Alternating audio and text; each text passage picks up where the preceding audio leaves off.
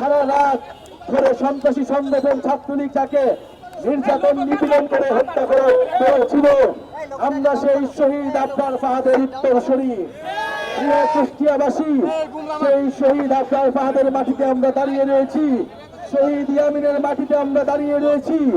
আমরা স্পষ্টভাবেই বলেছি, শহীদ আবরার থেকে শহীদ আবু সাইদ, শহীদ ইয়ামিন পর্যন্ত বাংলাদেশের মানুষের যে আশা আকাঙ্ক্ষা, বাংলাদেশ পন্থী রাজনীতির যে আকাঙ্ক্ষা, আধিপত্যবাদ এবং আগ্রাসন বিরোধী রাজনীতির আশা আকাঙ্ক্ষা, সেই আশা আকাঙ্ক্ষাকে ধারণ করে আমরা এগিয়ে যাব।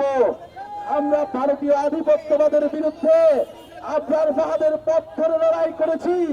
আবার যদি কোন রাজনৈতিক দল, কোন রাজনৈতিক পক্ষ সেই আধিপত্যবাদের গোলাম হতে চায়, আমরা তার বিরুদ্ধে দাঁড়াবো।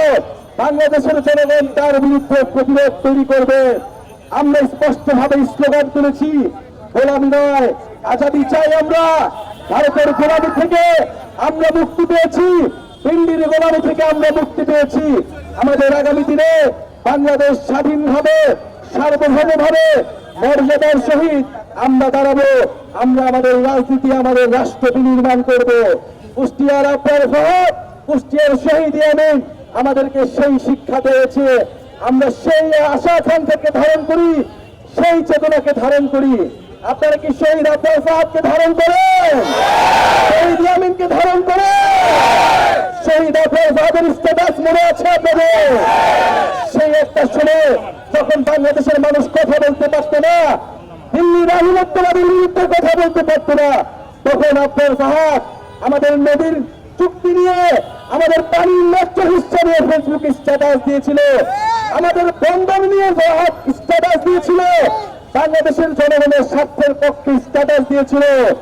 সেই আবরার ফাহাদ সেই সময় যখন ভারতের আধিপত্যবাদের বিরুদ্ধে, ফ্যাসিবাদের বিরুদ্ধে, শেখ হাসিনার বিরুদ্ধে কথা বলতে পারত না, তখন ইসলাম ধর্ম এবং বাংলাদেশের পক্ষে কথা বলা মাত্রই তাকে হত্যাযজ্ঞ করা হতো, তাকে নির্যাতন করা হতো।